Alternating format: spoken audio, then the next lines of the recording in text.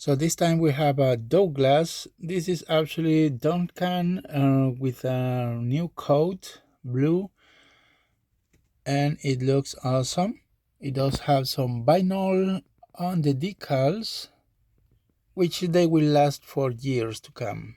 So the windows are kind of shiny. The window frames are shiny, and it looks like it came out really good custom. So let's put it in the tracks.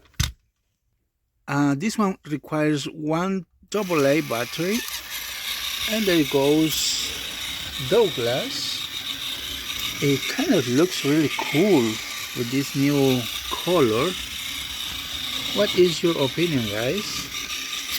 It is not easy to keep track of this, but I'm doing my best, and it definitely looks cool. Check back for more videos at Custom Trackmasters on YouTube, and also check my webpage customtrackmasters.com.